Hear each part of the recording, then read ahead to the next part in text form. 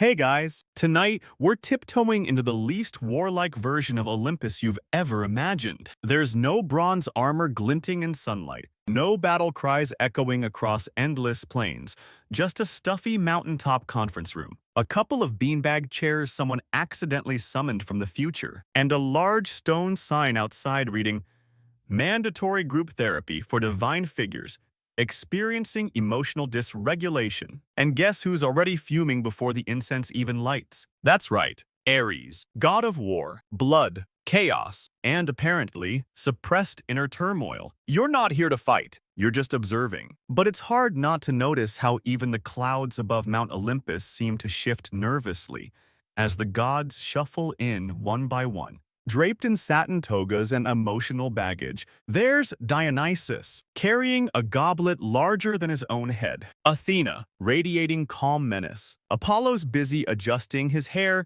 in a polished shield. And in the corner, arms crossed so tight, his muscles threaten to tear the fabric of his reality. Is Ares grumbling something about how real men don't cry? They conquer. You probably won't survive this therapy session emotionally intact, but at least you'll be entertained. So, before you get comfortable, take a moment to like the video and subscribe, but only if you genuinely enjoy what I do here. Drop your location and what time it is for you down in the comments.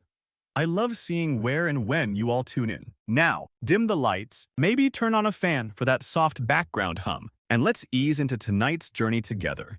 The room is surprisingly cozy, in that we hired a consultant from Athens kind of way. Warm tapestries line the walls, each depicting vaguely therapeutic scenes like Zeus pretending to listen, or Aphrodite journaling. The seating is arranged in a circle, of course, and in the center, a single talking scepter lies on a velvet cushion. Whoever holds it speaks. It's the first hour of Olympus's emotional renewal initiative, and you've somehow been volunteered to sit in, not as a god, but as neutral energy. Don't worry, they've done this before. Once, it ended in a lightning storm and 6 unplanned pregnancies, but that's not the point. The therapist, an unusually serene nymph named Sibyl, begins with a low voice and a tone so soothing it could sedate a hydra. "We're not here to judge," she says. "We're here to share." Cue immediate discomfort. Eris shifts in his chair. "Can we not do the sharing thing?" Sibyl smiles patiently. "Just breathe into that resistance,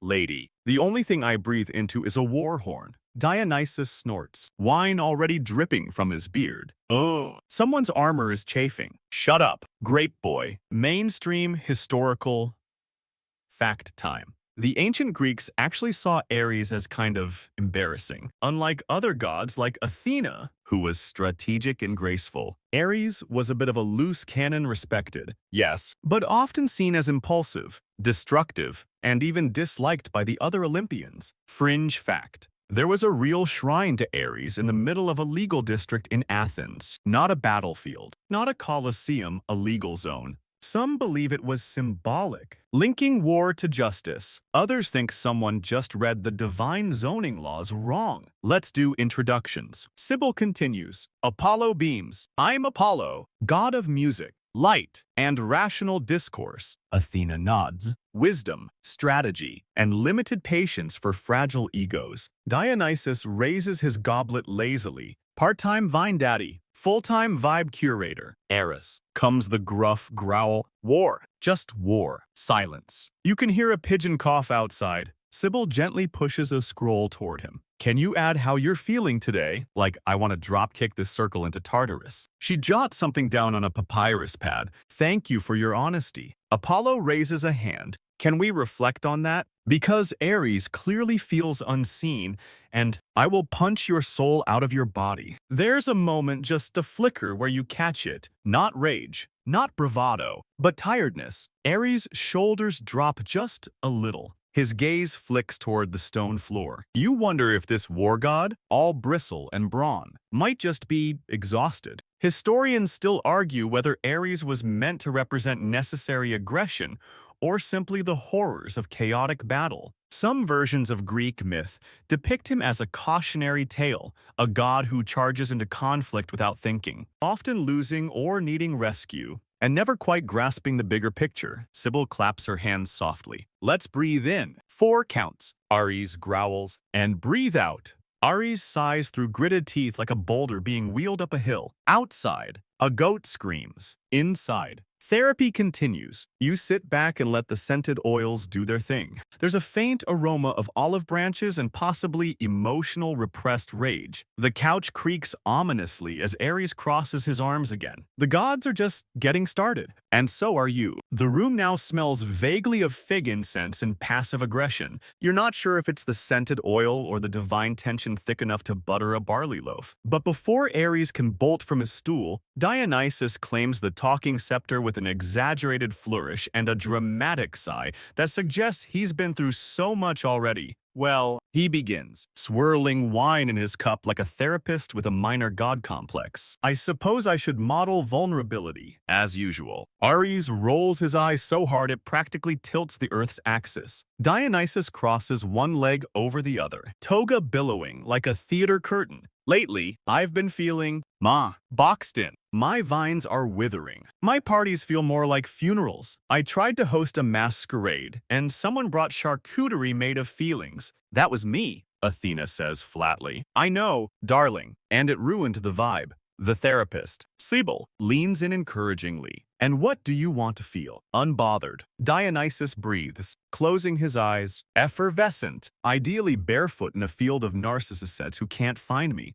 There's a moment of stillness, where even Ares doesn't know whether to grunt or snort. You know, Apollo says from across the circle, you could try sobriety. Dionysus opens one eye, and you could try not being a solar-themed narcissist. But here we are. Fringe tidbit time. While Dionysus is typically known as the god of wine and theater, some ancient Greek sects associated him with divine madness, not just the fun kind, but the terrifying, mask-slipping kind. He was said to induce frenzy in his followers, a reminder that joy without limits often turns into chaos. Ares audibly exhales. Is this what therapy is? Talking about wine picnics and dead vibes. Can we move on? Sybil nods gently. It's valid to feel resistant, but listening is part of healing, right? Because I need to heal. Ares does air quotes, which look more like air claws with his calloused fingers. I stab things. I don't journal them. Dionysus grins slyly. You've never even tried journaling. You'd be surprised what a feather quill and 3 unresolved traumas can do. The scepter is passed to Ares, or rather, it's levitated and dropped into his lap by Athena, who smirks slightly. Fine, he grunts. You want a feeling? I'm bored. Bored and surrounded by gods who confuse talking about themselves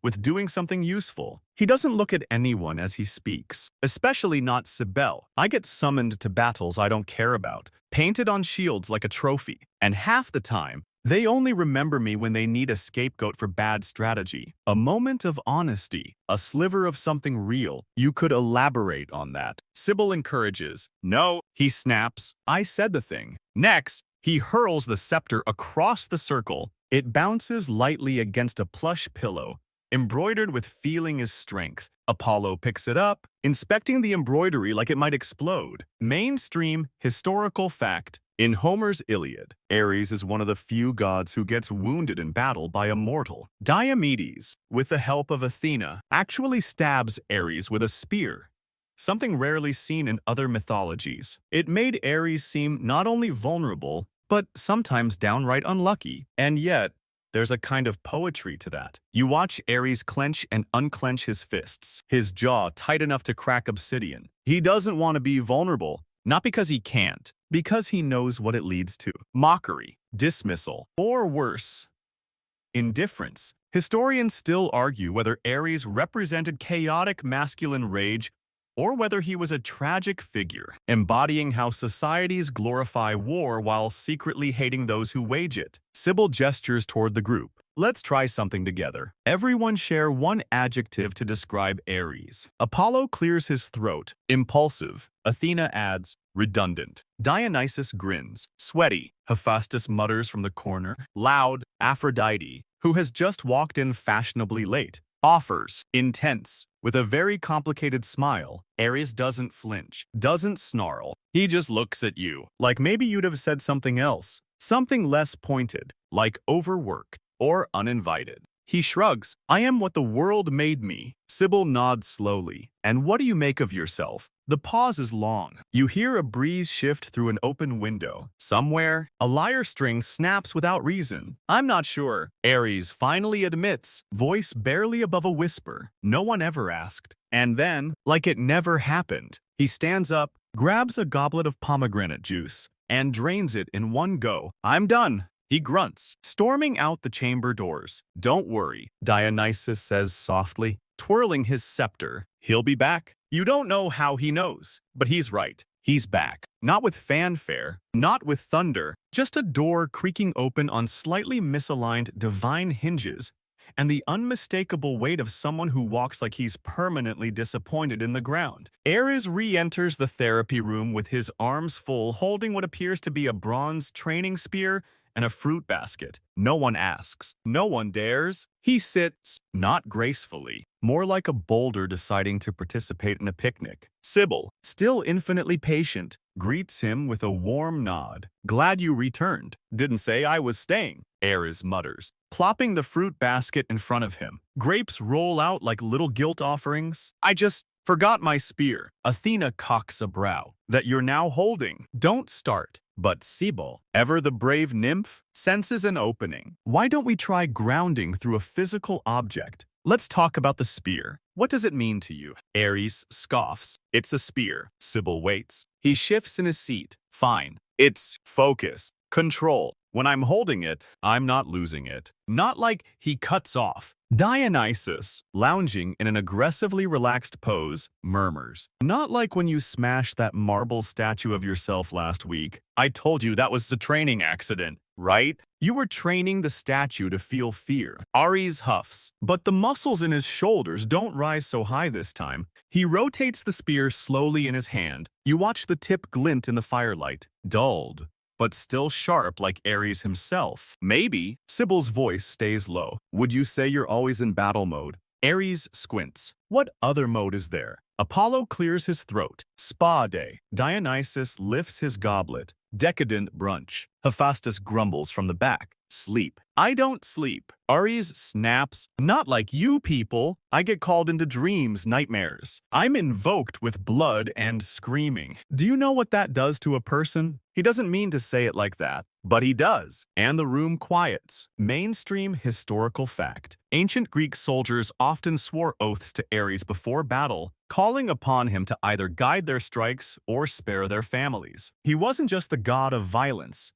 He was the middleman between fear and glory, the sacred permission slip to commit acts men later wept over. Ares leans forward now, elbows on his knees, fingers still gripping the spear too tightly. You know what the worst part is? He mutters. After a war ends, no one thanks me. They thank Nike for victory, Athena for wisdom, Apollo for light. I'm the guy who shows up, breaks everything, then gets blamed for the smoke. Hephaestus grunts. Sounds familiar. You don't start the wars, Athena points out, perhaps too gently. No, Ares agrees, but I finish them. And that's the part people hate. Sybil watches him with those unreadable eyes that therapists somehow train for. What if you weren't just the end of the story? He freezes. It's as if the concept never occurred to him. Like asking a blade if it's ever wanted to be a pen. Fringe myth moment. In one obscure Orphic fragment, Ares is briefly described not just as a destroyer, but as a necessary purifier. His presence was brought to cleanse through fire and conflict, resetting balance when it had decayed. Scholars barely reference it,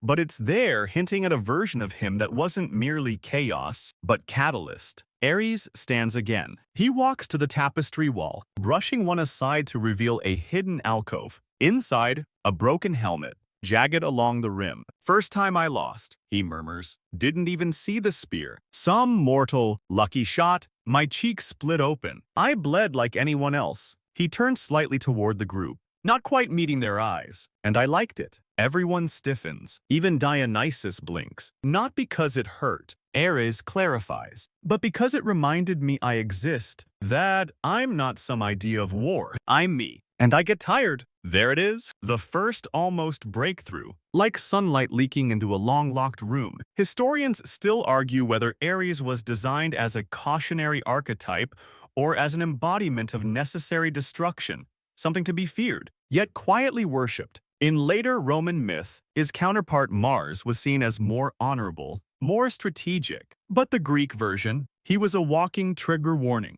Ares places the broken helmet gently on the table. It wobbles, then stills. You realize everyone's watching him now. Not warily, not mockingly, just watching. Dionysus whispers, "Do you want a hug?" Ares glares. "I'll take that as a soon." The Dionysus says. Ares returns to his seat. He doesn't let go of the spear, but he doesn't hold it like a weapon anymore. You close your eyes for a moment, feeling the warmth of the room, the hum of a storm retreating in the distance. The war god, it seems, has taken his first real breath in centuries. And you're just trying not to cry in front of literal immortals. It starts with a sigh. Not the kind you'd expect from a battlefield, more like the long exhale of someone about to lose their last ounce of patience in a divine family reunion. Athena leans forward, her voice crisp as a snapped scroll. If we're being honest, it's not entirely Ares' fault. You glance over, Ares doesn't react. He's back to staring at the floor like it owes him money.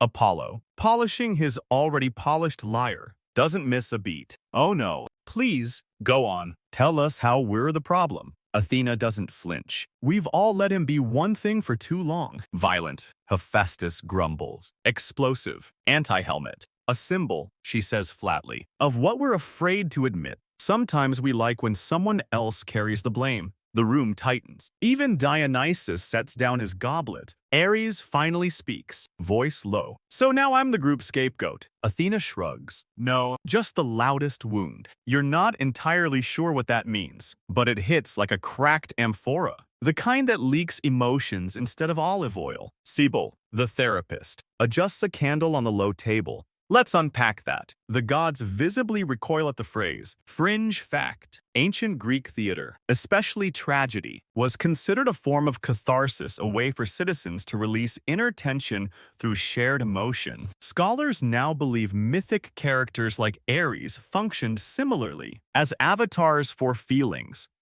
Polite society didn't know how to process. You weren't supposed to like him. You were supposed to need him to feel something safely. Apollo crosses his arms, shifting in his silver-trimmed seat. "Well, he never tries to be liked." Ares scoffs. "Is this therapy or a popularity contest?" "Could be both." Dionysus says, suddenly wearing a crown made of laurel leaves and poor impulse control. Apollo, who has had enough citrus for one conversation, leans in. "I'm just saying, it's not our fault if you storm into every scene with a spear and no subtlety." "You mean like when you set fire to that village by accident during your sun chariot joyride?" Ares growls. "That was a malfunction. You were singing. That was ritualistic." Sibyl lifts a hand. "Let's remember, we're here to speak from the I perspective." Athena clears her throat. "I feel that you both could benefit from silence." Dionysus claps softly. Group roast. "I love this part." Mainstream historical fact.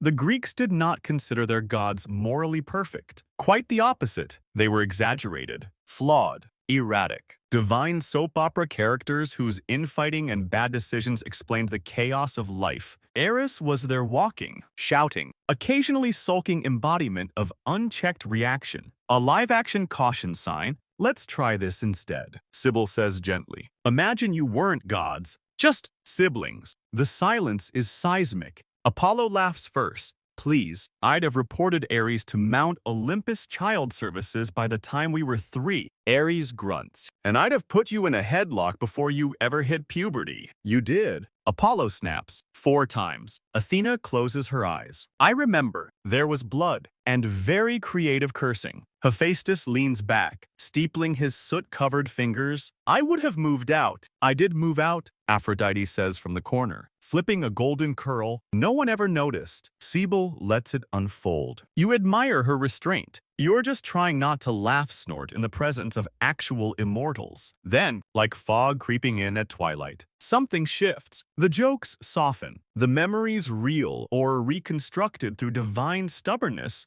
start to reveal something oddly human. Ares taps the edge of his spear against the floor, not out of anger this time, but rhythm. I hated being the youngest, not because of the teasing, because by the time I got here, you all had roles. Athena, the strategist, Apollo, the golden child, Dionysus, the fun one. I got stuck with the rage. Athena opens one eye. I was born out of a skull. Ares, I didn't get a baby blanket either. Yeah, he mutters. But they liked you. And there it is. Sibyl doesn't speak. She just lets the moment hang like incense. Historians still argue whether the relationships between Greek gods were meant to reflect actual family dynamics or serve as metaphors for societal balance. But there's no denying that the tensions between Ares and his siblings especially, Athena often mirrored debates about control versus chaos, logic versus impulse, public image versus raw truth. Do you want to be liked? Ares, Dionysus asks softly. Ares looks up, not defensive, not smirking, just tired. I want to be needed for something real. Dionysus nods, slow and theatrical, like he's heard this before in 10,000 different taverns. That part's relatable.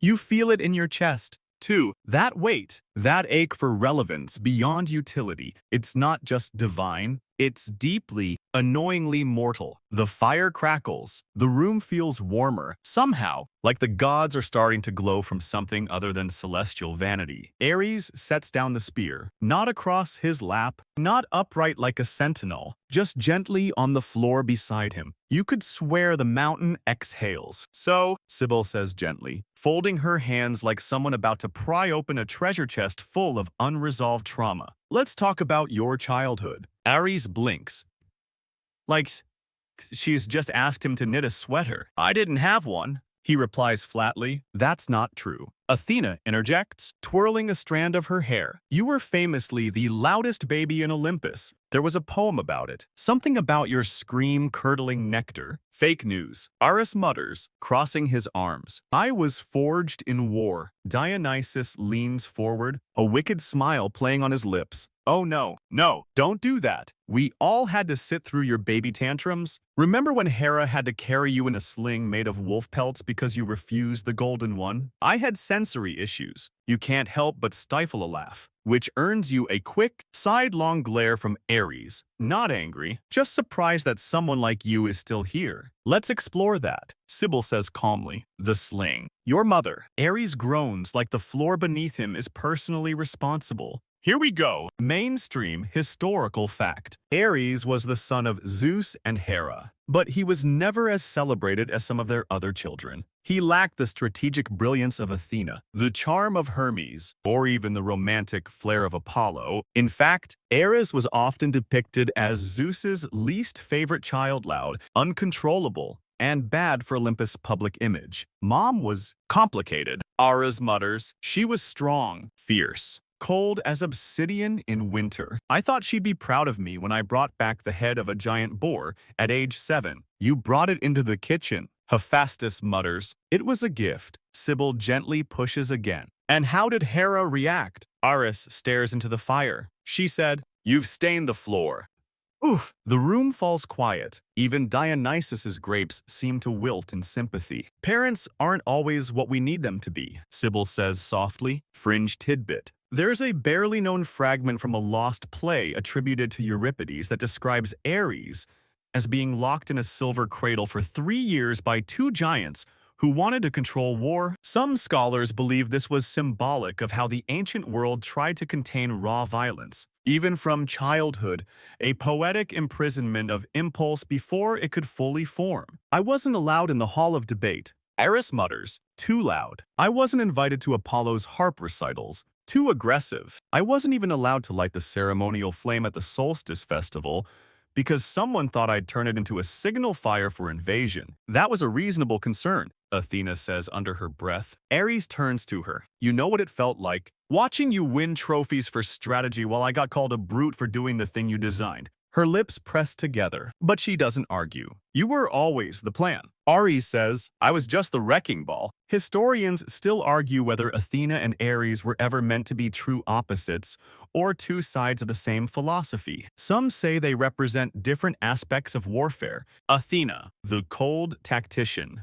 Ares, the visceral heat. Others believe they were never meant to coexist, but were forced to by myth-makers who needed both ideals to explain human nature. I don't think you're just a wrecking ball, Athena says at last. Ares raises a brow. She sighs. I think you're the scream before the silence. The moment the heart races, you are war, but not just destruction. You're the chaos that makes people notice what peace actually feels like. A pause. Then Dionysus snorts. That was the most poetic thing I've heard since I blacked out in a poetry contest and woke up with laurels stapled to my thighs. Apollo claps once. Lightly, Athena. That was almost tender. Don't get used to it, she mutters, hiding a smirk behind her goblet. Ares doesn't reply, but he doesn't look away either. Sybil smiles faintly. Let's try an exercise. Each of you say one thing you remember from Ares' childhood. Something real. Apollo volunteers first. You once tried to ride Pegasus while wearing a full breastplate.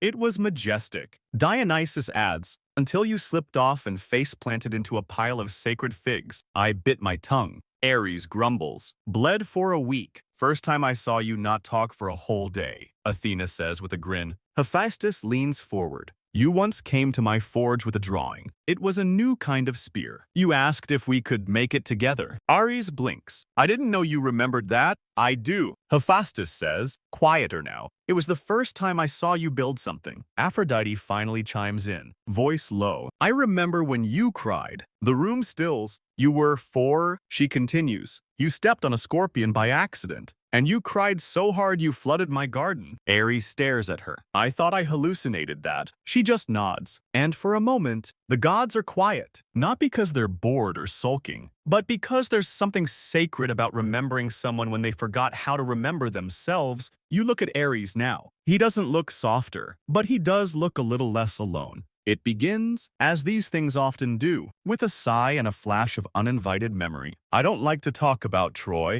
Ares says suddenly. No one's asked yet, but the way he says it like a drunk uncle preemptively denying responsibility tells you everything. We're going there anyway. You shift in your seat. The fire snaps somewhere outside. Thunder growls like Zeus clearing his throat. Troy, Dionysus mutters, slouching dramatically into a velvet beanbag. The divine group project that broke us all. Apollo chuckles bitterly. 10 years of curses, omens, and bad choices, and Ares trying to turn every minor skirmish into a performance art piece. I was summoned, Ares growls, by blood oath. You answered like it was open mic night, but there's no venom in the exchange. Not anymore. Not tonight. Sybil lifts her gaze from her notes, voice soft. Tell us what that war meant to you. Ares looks up slowly. The firelight dances along his jaw, casting shadows that seem to flicker with old, unfinished stories. It meant noise, he says. Constant noise.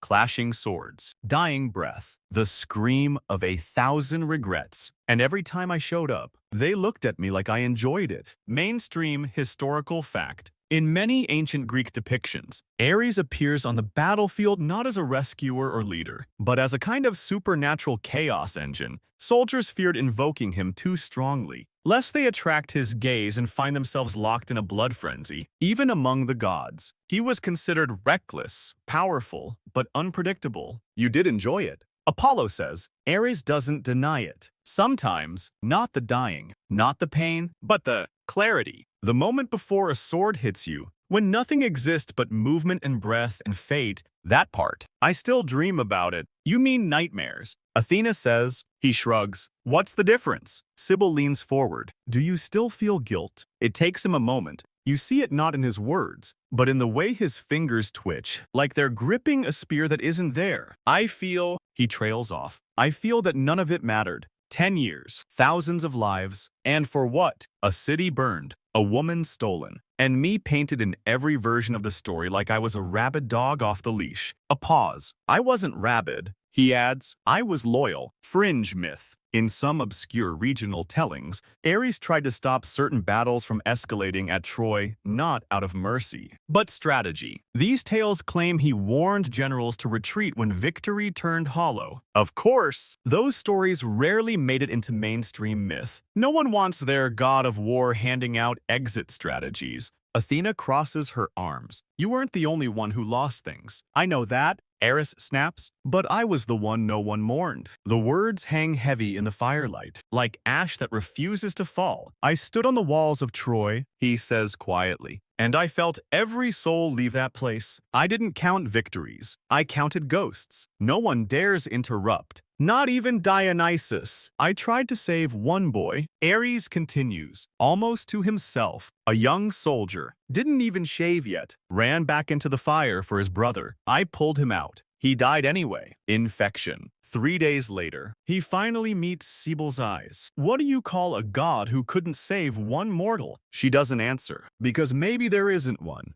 Historians still argue whether Ares was ever truly worshipped with the same devotion as other gods. His temples were fewer, his altars often temporary. Some suggest he was meant to be feared, not loved, a necessary figure in a world that didn't know what to do with its own thirst for violence. I kept his helmet. Ares says, it's in my vault. Polished it once, then stopped. The blood wouldn't come off. The room is so still you can hear Dionysus breathing. It sounds like guilt fermented into memory. Athena breaks the silence with the gentlest thing you've ever heard her say. What was his name? Ares closes his eyes. Thalos, he says, son of no one important, and the bravest soldier I ever met. And for once, no one questions the story. Dionysus raises his goblet and tips a drop of wine onto the floor. To Thalos, Hephaestus echoes him. To Thalos, even Apollo, ever aloof, nods. To the ones we remember when we shouldn't. Sibyl lets the moment settle, then asks the question Ares has been avoiding for centuries. What do you want people to remember about you? He thinks you can see the war raging behind his eyes.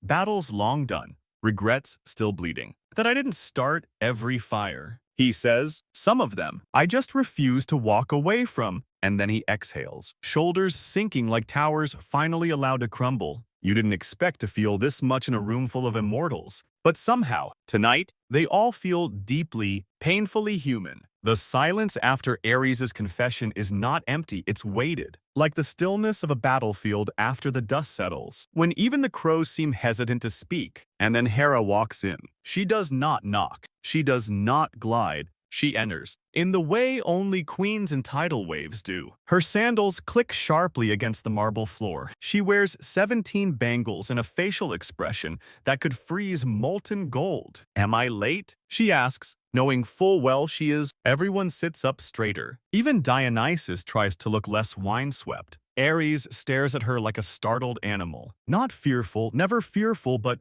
like a volcano watching another volcano walk into the room. Sibyl offers a careful nod. Welcome, Hera. We're just exploring formative experiences. Oh, Hera says dryly. Then I'm precisely on time. She sits next to Athena, who shifts only slightly, just enough not to be touching. Hera, of course, notices. She notices everything. Without waiting for an invitation, she takes the talking scepter and points it directly at Ares. Well, are you going to tell them how I ruined you? The entire circle stiffens. Even the fire seems to dim. Ares doesn't look at her. I didn't say that. But you meant it, she says, smiling with too many teeth. Mainstream historical fact. In ancient myth, Hera is the goddess of marriage, family, and childbirth, but also vengeance, control, and divine politics. She's one of the most complex figures in the Greek pantheon, often portrayed as both protector and tyrant. With Ares, she is mother and something else. Sibyl clears her throat. We're focusing on emotional insight, not accusation. Oh, I have insight. Hera purrs. Ares was born during a siege.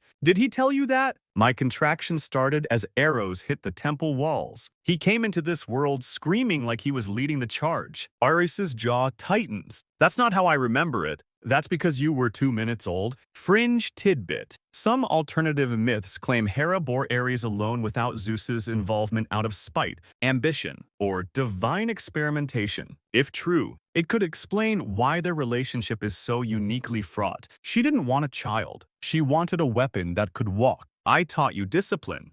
Hera says, still speaking to the room but watching Ares. You were a wild flame. I tried to give you form. You gave me orders, he replies, and then punished me for following them too well. Athena shifts. Apollo stares at the floor. Dionysus mouths, uh-oh. Hephaestus picks at the charred edge of his robe like it's suddenly fascinating. You wanted me to be a god of fear. Ares says slowly, but you forgot to teach me how to be a person. Hera's face flickers. Just a second. Then the marble mask returns. I gave you everything Olympus could offer. No, he corrects. You gave me enemies. The words hit harder than thunder. You feel them in your ribs. Historians still argue whether Ares and Hera were meant to reflect an ideal or a warning. Some scholars suggest their dynamic represents an allegory of militarized loyalty, parental love twisted into performance pressure. Others argue that Ares was Hera's attempt at control incarnate, raw power raised in a cage. Sybil keeps her voice gentle. Hera, do you feel you were afraid for him? Hera's expression cracks for the first time. I was afraid of him, she says. The admission hangs in the air like incense smoke, unexpected and strangely fragrant. He cried in his sleep as a child. Hera continues, called out for victories he hadn't earned yet, fought invisible enemies. Once shattered a marble crib in a dream. I thought, maybe if I taught him fear, he'd stop making me feel it. Ares looks at her, eyes dark but not angry now. Then you could have just held me. Silence. Real. Crushing. Absolute silence. Dionysus reaches for a goblet that isn't there. Athena blinks 3 times and seems to forget how to breathe. Sybil, miracle worker that she is, doesn't speak. She lets the truth stand. Ares speaks again. Quieter. I didn't want to be your sword. I wanted to be your son. That's it. That's the center of it all. The axis of this god's fury. You suddenly realize Ares hasn't picked up his spear in nearly an hour. Hera finally lets her shoulders drop. I didn't know how, she whispers. I thought gods weren't supposed to do that. Me neither, he replies. And for one trembling moment, mother and son sit in the same grief. It doesn't fix anything, but it names it. And sometimes that's more sacred than resolution. The fire flares up, golden and wide. The room is warmer again. Ares looks over at Sybil. Do I have to say I forgive her? No, she says. You only have to mean it, eventually. He nods once. That's enough. And Hera, of all people, looks like she might cry. But she doesn't, because gods are stubborn. And also mascara. The next morning, they arrive early. Ares is already in the room, pacing in slow, deliberate circles, like a warhorse forced to graze in a meditation garden. The spear is nowhere in sight. Instead, he's holding a lump of clay. It's shaped vaguely like a duck, or a helmet, or something in between. You don't ask. He doesn't look up when the others filter in, one by one, pretending they aren't curious about what he's doing. Apollo hums something tuneless. Athena reads a scroll upside down. Dionysus wears a toga made entirely of fig leaves. The vibe is, as usual, deeply unhinged. Hephaestus arrives last, leaning heavily on his cane. Today's agenda, Sybil had hinted, is constructive conflict resolution. The gods interpreted this loosely. Hephaestus interpreted it as a chance to finally talk. Let's begin, Sybil says, too cheerfully for what's coming. Ares doesn't sit. Hephaestus clears his throat. You broke my forge bellows. Again, Ares shrugs. They were squeaky. They were centuries old. And they squeaked like judgmental harpies. The tension, somehow, is both ancient and fresh. Like bread made from emotional resentment. Mainstream, historical fact. Hephaestus and Ares were never close. In myth, they often sit on opposite ends of conflict. Hephaestus, god of crafting and invention, meticulous and slow. Ares, god of war, blunt force and reaction. To complicate matters, there's Aphrodite, who is married to Hephaestus, but often described as the lover of Ares. Dionysus leans over and stage whispers, "This is why I only date mortals." Less divine fallout. No one asked, Athena says without looking up. Still true. Dionysus hums. I didn't come to fight. Hephaestus says suddenly, looking directly at Ares. I came because I realized something. Go on. Sibyl prompts. Hephaestus's voice is slower than usual. Every time I build something to last, you're the first to break it. Ares tilts his head. Is that a compliment? It's a pattern. Hephaestus replies, but I think maybe you don't do it to destroy. Maybe you do it to see if it holds. That catches Ares off guard. You see it in the way his mouth stops forming a sarcastic comeback halfway through. Say that again, he mutters. You break things, Hephaestus says gently. Because you don't trust anything to stay. Ares blinks like he's been hit in the chest with a pillow full of bricks. Sibyl watches him carefully. Does that resonate? Ares snorts. What is this? Pottery class. Yes, Sibyl says, not missing a beat. Which is why today's session includes surprise sculpting your defenses. The clay in Ares's Jishi's hand suddenly makes sense. He stares down at it like it betrayed him. This wasn't supposed to be symbolic. He grumbles. Nothing ever is until it is. Apollo murmurs like someone who read one too many philosophical scrolls in college. Fringe tidbit. In a little-known vase painting now lost to time, there's an image of Ares sitting beside Hephaestus in a forge helping him, not destroying. Some scholars think this was a lost myth. Others argue it was a hopeful reinterpretation, a world where destruction and creation work together instead of tearing each other apart. I break things because I'm afraid they'll betray me first, Ares mutters, shaping the clay with his thumb. Like what? Sibyl asks. Like armor that cracks? Or gods that leave? Or love that lies? His fingers still. Athena closes her scroll. Aphrodite, who has been unnaturally quiet, finally speaks. I never lied, she says softly.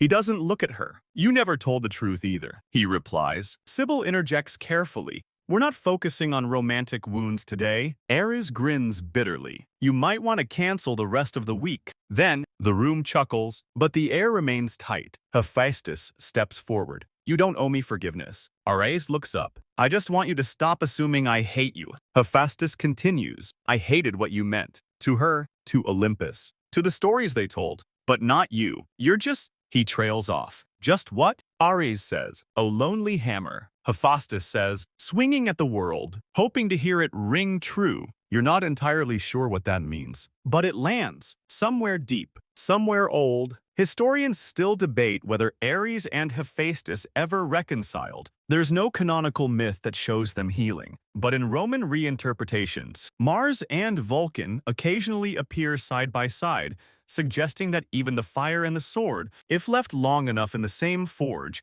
could eventually craft something new. I didn't know how to talk to you, Ares says, almost whispering. You build things. I break things. I thought that was all there was. Hephaestus gives a rare, crooked smile. Sometimes, you have to shatter the mold before you understand the clay. Dionysus claps lightly. Is this a therapy session or a poetry slam? Athena glares. Let them finish. Ares stands up. He walks across the circle, holds out the lumpy helmet.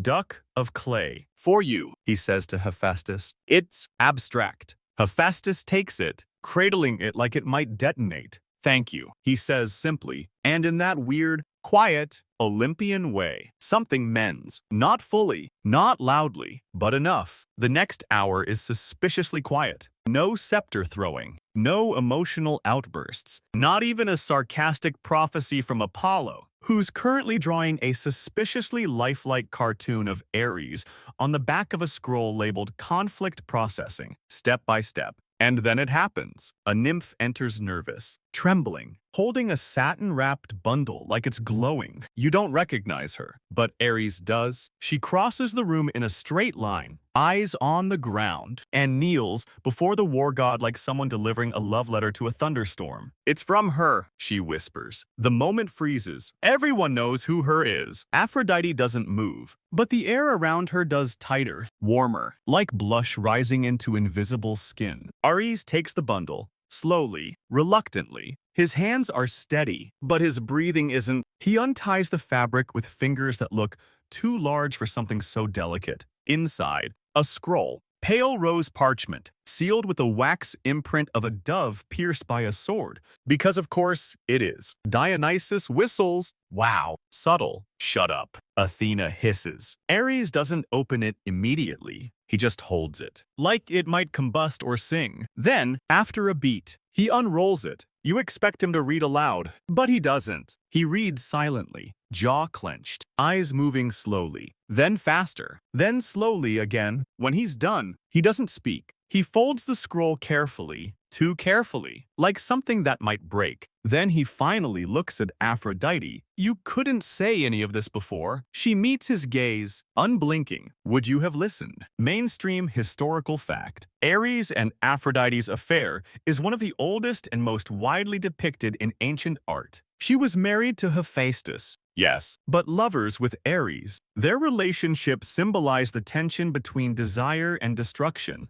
Love at its most combustible. No. Ares admits, I would have thought it was a trick. Or pity? It wasn't. Then what was it? He asks. Quieter now. Fringe myth. In one obscure tradition from Cyprus, Aphrodite did not fall in love with Ares because of his power, but because he was the only god who didn't expect her to be gentle, who loved her when she was fierce, mortal, ugly with grief. It's a story that appears only once, on a piece of cracked pottery now held in a forgotten museum. But it lingers. I loved you, Aphrodite says, the way you loved war. Violently, completely, destructively, and without a plan. He laughs. Once. It sounds like a punchline to a joke that didn't land. You made me soft, he says. You made me sharp, she counters. And now everyone is watching. Not like spectators, like survivors of a battle no one admitted they were part of. Cybele, with surgical precision, speaks, do you think love can survive when it isn't safe? Ares and Aphrodite don't answer, because they know it didn't, and still, it mattered. I hated you when you left.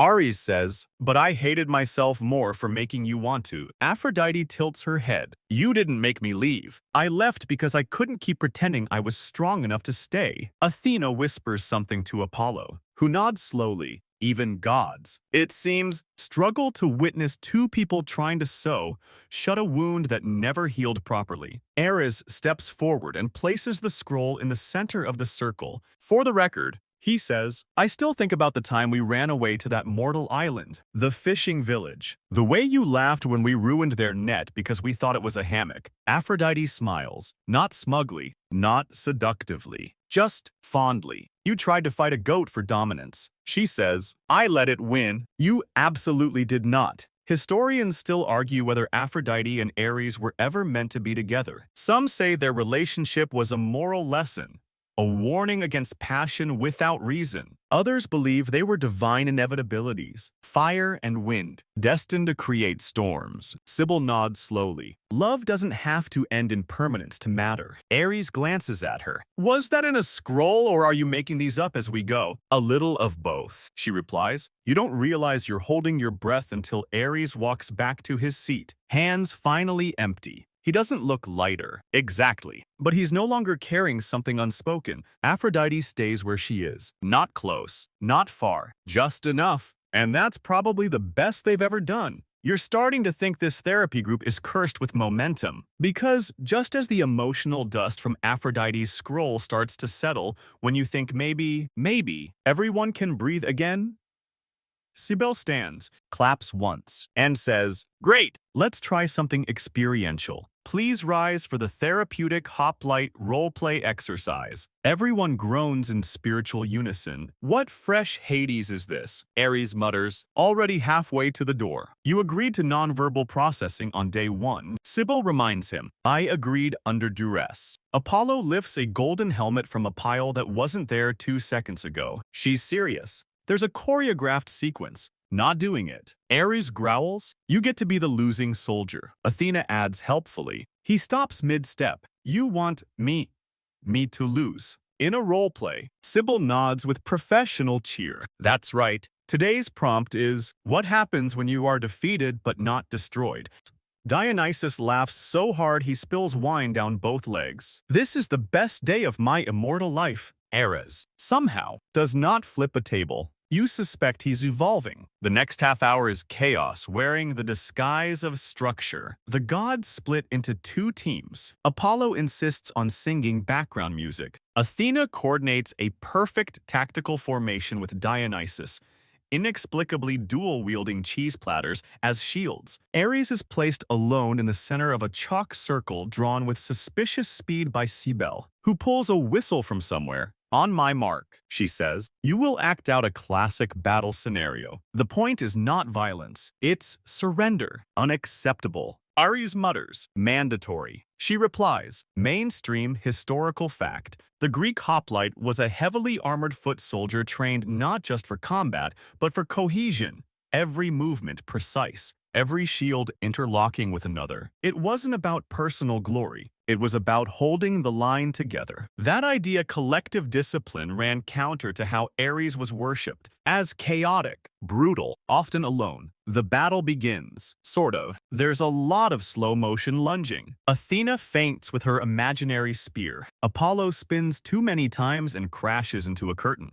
Dionysus flops dramatically to the floor, declaring, my grapes are wounded. And in the middle of it all stands Ares, still, silent, surrounded. Then Cybele gives the cue. Now, Ares lose. He doesn't move. You're wounded, she prompts. I'm immortal, emotionally wounded. He rolls his eyes. Then, in the most unconvincing slow-motion collapse you've ever seen, drops to one knee. Apollo claps. Wow, such pathos. I felt it in my harpstring. Athena lowers her blade. You're supposed to say a final line. Ares sighs. What kind of line? Something vulnerable. Cybele says. He thinks, deep breath, and then, in a gravel, soft voice, says, I was never taught how to fall without shattering. Nobody speaks, not even Dionysus, who might actually be weeping into a fig. Fringe tidbit. A rare Spartan war hymn includes a stanza in which Ares is invoked not to win, but to return survivors from battle. This hymn has puzzled scholars.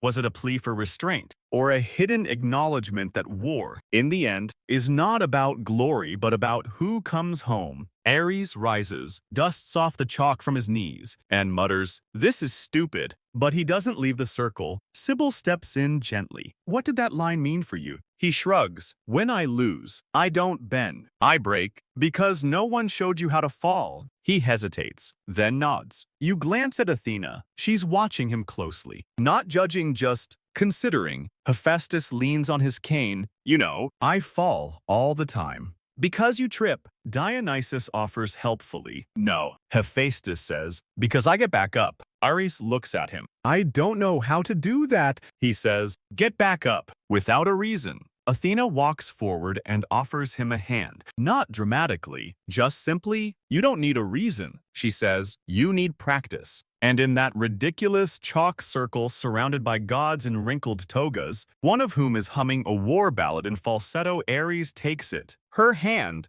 your breath catches, not because it's romantic, but because it's real. Historians still argue whether gods were ever meant to learn, but today, it feels like one did. The exercise ends, and no one declares victory, because that wasn't the point. The next session starts with a thunderclap, not metaphorical. Zeus arrives, the windows rattle, the torches flicker, and a few ancient scrolls burst into flames spontaneously. Dionysus immediately puts sunglasses on indoors, naturally, and mutters, ugh, this guy, you've never seen the gods look so collectively uncomfortable. Even Cybele's smile tightens like a harp string under tension. Zeus, father of gods, king of the sky, wears a robe that looks like it was woven from cloud drama and golden entitlement. His hair is windswept despite the room being sealed. His beard glows, and his voice rumbles like the prelude to divine taxes. I heard there was therapy, he announces. Figured I'd drop in, supervise, lend my wisdom. Ares immediately looks like someone just stepped on his last nerve. You're not invited, he mutters. Zeus laughs, the kind of laugh that usually precedes someone getting turned into a goat. I'm your father. Of course I'm invited. Family dynamics, right? He winks, and thunder rolls behind his pupils. Cybele, ever the professional, gestures to an open seat. We're exploring emotional communication today. Perfect. Zeus booms. I'm famously good at communication. Dionysus whispers to Apollo, if by communication you mean yelling at clouds until they comply, Ares doesn't sit. Zeus finally turns to him. My boy, let's talk. Just us. Ares snorts. Now you want to talk. I've always been willing to talk. Zeus replies, arms wide. Tone messianic. You just didn't listen. No, you talked. You never heard. Mainstream historical fact. Zeus fathered many children, divine and mortal. Ares was among the earliest. But unlike favored offspring like Athena, who sprang from his own head, or Apollo Golden Child, literally, Ares rarely received praise.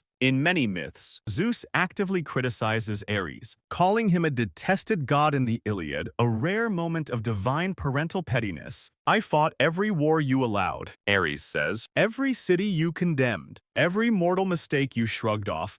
I cleaned it up with blood. Zeus waves a hand. That's the job. Ares's voice lowers. No, that's what you decided my job would be. The room tenses. Even Athena looks up from her note-taking. Sibyl, tactful as ever, interjects. Zeus, can you tell Ares what you saw in him before he became what he is now? Zeus frowns, then crosses his arms. Power, fire, something unshaped. You were raw, like a blade before the hammer. Did you love me? Ares asks, and the room collapses into silence. Zeus blinks. He genuinely didn't expect that. Well, Zeus says slowly, I love all my children. Apollo snorts into his lyre. No, you don't. Ares replies, you love what they give you. Athena gave you pride. Hermes gave you cleverness. I gave you war. And all you gave back was distance. Fringe tidbit. In some lesser-known cultic texts, Ares is described not as Zeus's son, but as his shadow, a necessary counterweight to the king's shining authority. Some interpret this as metaphoric. Others believe it reflects a deeper unease with Zeus's treatment of unclean power, tolerated, but never embraced. Zeus stands now, glowing faintly with restrained ego. I did what I had to do to keep Olympus safe. No, Ares replies. You did what you had to do to keep yourself comfortable. You can feel at the edge of something ancient, not violence, not thunder. Truth. You were ashamed of me, Ares says. Zeus doesn't deny it. I didn't understand you, he says finally, and I feared what I couldn't control. There it is, the one line Ares has waited lifetimes to hear. You feared me. Zeus nods once, and for the first time, Ares looks less like a weapon, more like a wound. Historians still argue whether Zeus was meant to represent order or hypocrisy. Some interpret his erratic punishments and unearned rewards as commentary on the injustice of divine authority. Others insist he was simply the personification of chaos and control until he wasn't. Sibyl gestures. Zeus, can you give your son something? A sentence. A truth. Something he's never heard from you. Zeus considers, then says, I should have stood beside you, not just above you. Ares' hands twitch, not with rage, with restraint. That would have been nice, he murmurs, centuries ago. And then, after a beat, but I'll take it now. Zeus sits. Ares does too,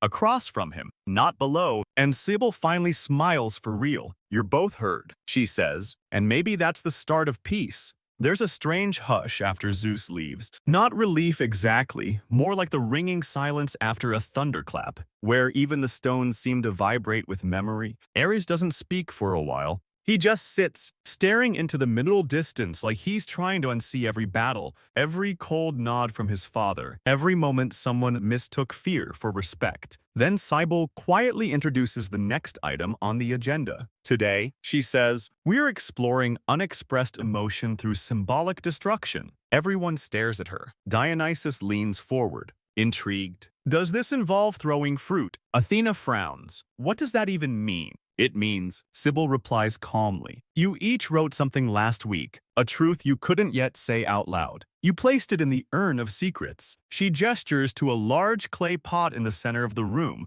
one that Ares had been suspicious of from the moment he arrived. Oh no, Ares mutters. You tricked me into journaling. Very sneaky. Apollo nods. I respect it. We're going to destroy them. Sybil continues, safely, symbolically, and maybe a little dramatically. Now I'm listening, Dionysus says, conjuring a sparkler from his toga. The ritual begins. Sybil holds the urn, opens it. Inside, the scrolls are sealed anonymous, but not unknowable. She offers them, one by one, to the writer who recognizes their own hand. No one claims the first few, a silent agreement. Sometimes, secrets stay buried. Then Ares stands. He walks up, pulls one from the pile, doesn't unroll it, just stares at it like it might uncoil into a snake. What did you write? Sybil asks. He doesn't answer. He just tears it. Once, twice, then drops it into the brazier by the window. It flares a quick burst of light and ash and it's gone. Mainstream historical fact. In many ancient Greek rituals, burning written words was a sacred act used to release curses, send prayers, or purge truths too dangerous to speak aloud.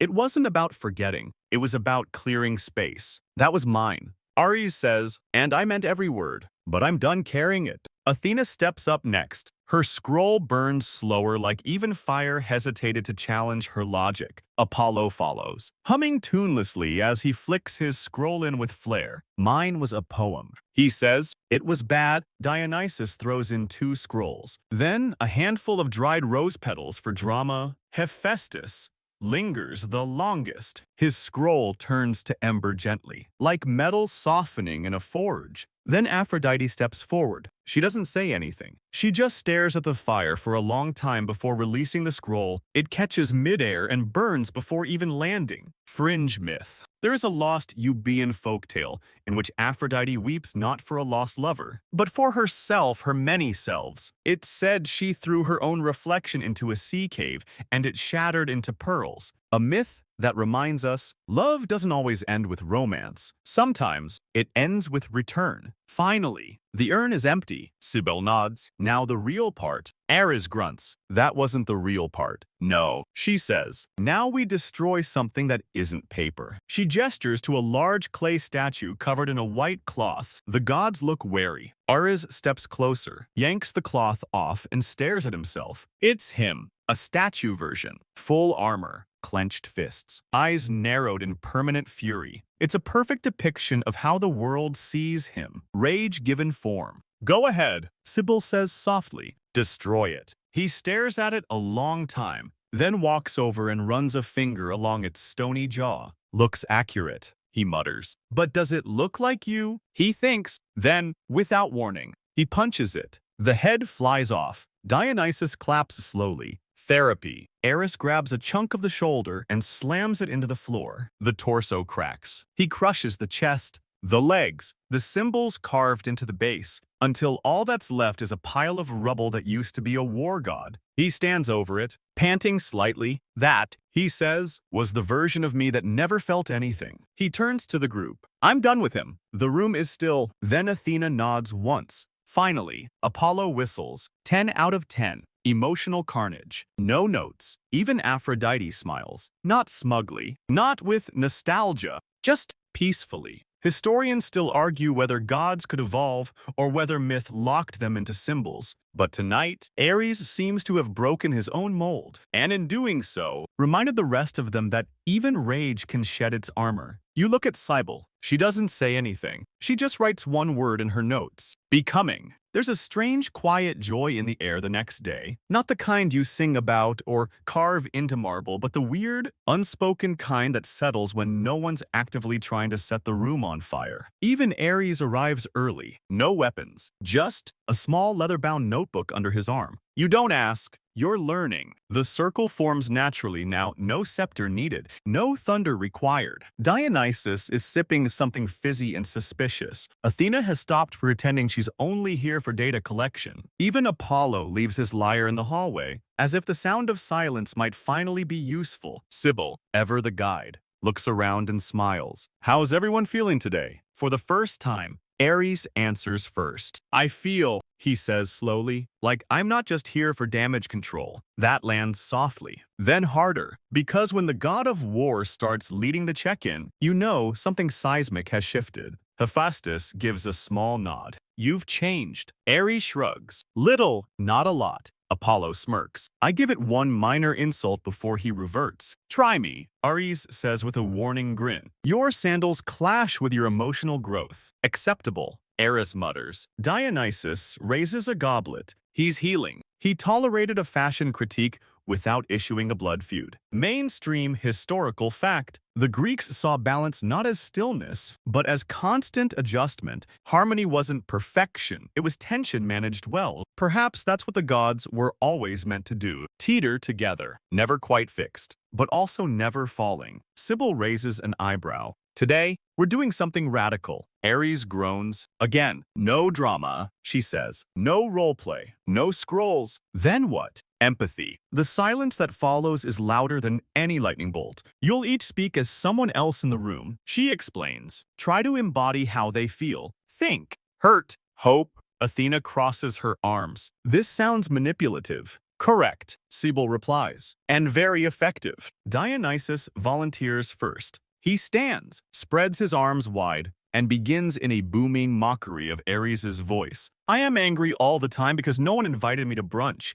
And also I was raised inside an emotional volcano by two people who thought tenderness was a liability. The group laughs. Even Ares, not bad, he admits, needs more glowering. Athena tries next. Speaking as Dionysus, I'm not drunk, I'm just allergic to clarity. Also, please validate me faster. He gasps, rude and flawless. Then it's Ares' turn. He hesitates, looks at Cybele, who nods once. Then he says, in a calm, measured tone, I am Hephaestus. I see beauty in what others discard. I make things with my hands because no one taught me how to ask with my voice. And sometimes I hate that my fire builds instead of burns. The room still. Hephaestus doesn't speak for a long time, then simply says, thanks. You feel that one deep, like forge smoke clinging to your ribs. Athena goes last. She speaks as Aphrodite. I know what you think I am. Soft, dangerous, disposable. But I have held more broken hearts than all of you combined. And I have never dropped a single one. Aphrodite doesn't move. Then she reaches across the circle and touches Athena's hand, only briefly. But it's the kind of touch that doesn't need words. Fringe myth. In an obscure Arcadian tale, there is one line that stands out. Even the gods must sometimes pretend to be each other to remember who they are. Scholars think it was a metaphor for empathy, or maybe an early form of theater, or maybe truth spoken through costume. Sybil gestures to Ares. Last one. She says, you as someone else. Ares frowns, thinks, then straightens, softens his face, and says, I am me. That's it. Just that. The most terrifying role he could try. Historians still argue whether gods had inner lives or were just projections of cultural need. But today, you believe they do because you just watched one try to step inside himself and survive it. Dionysus raises his goblet to pretending until it stops being pretend. Apollo murmurs, to knowing each other, even when we'd rather not. Aphrodite simply says, to being seen. And Ares, he doesn't toast, he just writes something down. In that notebook, quietly, deliberately, like maybe he's not done figuring out what kind of god he actually wants to be. The storm breaks during the night, not metaphorically, an actual divine thunderstorm. You wake to the sound of lightning cleaving clouds like old parchment, thunder rattling the rafters of Mount Olympus, and the faint sense that something celestial is off script. By the time you reach the therapy chamber, it's half flooded. The scroll cabinet has toppled, and Cybele is calmly placing towels beneath a dripping marble bust of Poseidon, who is not part of this group and probably did not appreciate the subtle gesture. Then you notice Ares. He's sitting cross-legged on the wet floor, barefoot, shirtless, soaked to the bone, laughing, like actually laughing. Apollo's already there, playing gentle chords on a small lyre, unfazed by the chaos. Dionysus is curled up in a pile of damp cushions, sipping something warm and vaguely purple. Athena is trying to control the leak using geometric ratios and possibly divine algebra. It's not working. What happened? You ask, blinking. He cried. Sybil says softly. You stare at her, then at Ares, who meets your eyes and says, not embarrassed at all. Apparently, when gods cry, it causes weather. Mainstream historical fact. The ancient Greeks did attribute natural phenomena to divine emotion. Storms were often linked to Zeus's anger or Poseidon's mood swings. But a few rare folk myths, usually suppressed or reinterpreted, spoke of Ares causing sudden rain or tremors when overwhelmed with grief. Most temples ignored those stories. They weren't useful. What brought it on? Athena asks, not unkindly. Ares gestures around him. All of it. The sessions, the scrolls, the helmet sculpture, Hephaestus not hating me, you calling me a wound with legs, Aphrodite not walking out, Zeus actually showing up, me not punching anything. Pick one. There's a long pause. Then Hephaestus mutters,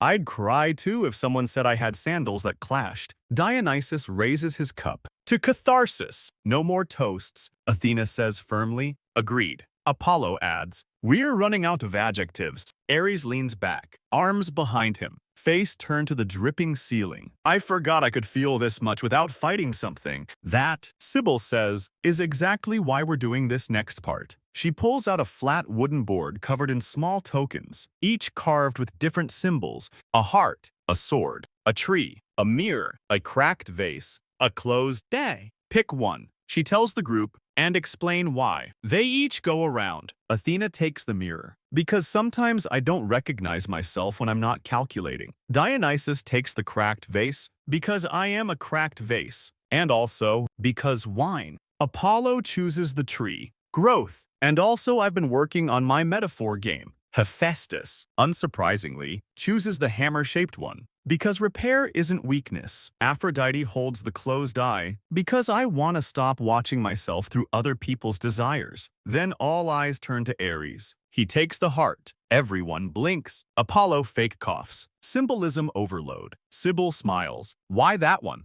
Ares runs a thumb over the carving. Because I've been acting like I don't have one. Fringe myth. In one obscure Thracian ritual now lost save for a single line etched into a cave wall, priests of Ares would offer not blood, but rose petals. The idea that every warrior bleeds, but only the brave admit they hurt. Most scholars dismiss the fragment. Too soft, too human, too inconvenient. You know, Ares says, I used to think I was just a storm in a god's body. He looks at the shattered bust of Poseidon. Turns out, I'm more of a monsoon with journaling potential. Dionysus raises both hands. Can we get that on a t-shirt? Athena finally laughs. Just once. Short, sharp, but it's there. Sybil writes something in her notes, but you know she's smiling under it. The session continues in quiet conversation. No exercises, no armor, just gods talking. Ares listens more than he speaks now. You can tell it's not easy. Every pause feels like a battle he wins silently. Every word he chooses is deliberate,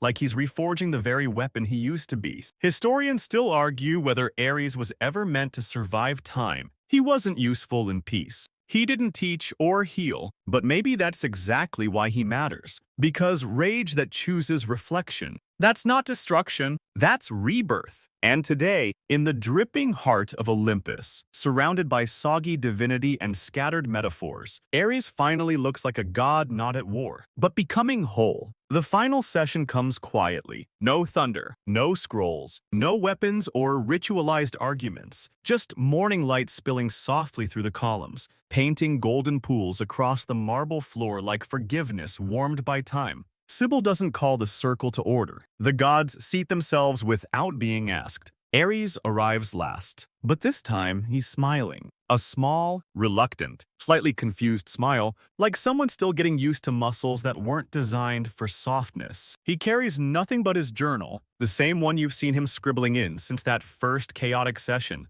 The one that began with him threatening a tapestry and ended with a group of immortals trading trauma like bartering olives at a market. Final reflections, Sybil says, gently, if you're ready. The gods look around, then nod in quiet agreement. Athena begins. I came here to observe, to assess and categorize. I leave, uncertain. Which, for me, is progress. Dionysus raises an imaginary glass. I came here because someone promised wine. But I leave slightly less emotionally constipated, and that's worth more than most wine. Hephaestus taps his cane against the floor. I never expected to hear anyone say what Ares said, especially Ares. But I'm glad I lived long enough to see a war god admit fragility isn't failure. Aphrodite doesn't stand. She simply folds her hands over her lap and says, I came expecting confessions. I leave with clarity, and that's something I didn't know I needed.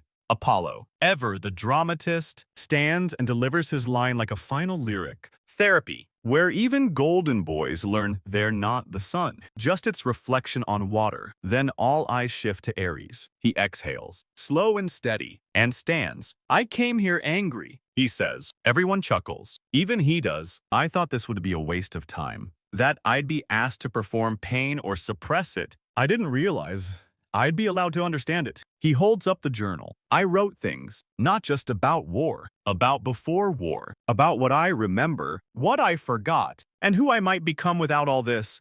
He gestures to himself. Metal, mainstream historical fact. Ancient Greek warriors believed that removing one's armor in front of another was an act of immense trust. In some cases, it was reserved only for lovers or brothers in arms. Today, Ares doesn't wear a breastplate, just a tunic, slightly wrinkled, with the sleeves rolled up like he's preparing to build something. I'm not fixed. He continues. Gods don't get fixed, but I'm quieter now. Inside, like the part of me that only knew how to fight, learned how to pause. He looks around the circle. You're all still insufferable. Dionysus grins. But, Ares adds, I think I'd miss you now. That hits harder than any spear. Cybele stands last. You've all done the one thing Olympus thought was impossible. She says, you've changed. Not completely, not perfectly, but enough to matter. There's no ceremony, no divine fanfare, just quiet nods, a few smiles. Apollo might be misty-eyed, but insists it's pollen season. Then Cybele steps forward and hands Ares something, a single page, folded, blank. For the next thing you're not ready to say yet, she tells him. He stares at it, then tucks it into his journal. Fringe myth, a lost verse from an early hymn to Ares, ends not in triumph or rage, but with a plea. Let the fire rest when the night is kind. Some believe it was sung to soothe returning soldiers. Others think it was never meant for mortals at all. And with that, the circle breaks, but not the bond, not the growth, not the silence between storms. You stay behind a little longer. The chamber is empty now, sun spilling quietly across stone once slick with the tears of gods. The brazier is cold. The urn is sealed. The statue fragments of old rage lie untouched in the corner like relics from a life no longer worn. And Ares, he walks down the mountain slowly, not charging, not storming, just walking, one foot, then the other, the same god, but quieter now, gentler in ways no hymn ever promised him he could be. A warm wind rises, rustling olive branches far below. Somewhere in the valley, mortal voices sing something soft. A love song, maybe, or just the sound of life moving on without fire. You sit down where the circle once stood. Let the calm fill your chest. Let the memory of storm gods sharing secrets rock you gently towards sleep. Because this was never really about mythology. It was about anger that became honesty, chaos that learned to breathe, and a war god tired, real healing. Who finally said what none of us knew we needed to hear. I feel, so if your eyes are heavy now, let them close. Let the thunder rest. Let the armor fall. You've made it through Olympus's strangest, softest storm. And you're still here, whole, still becoming, still you. Good night, traveler, and may your battles be few and your journals full.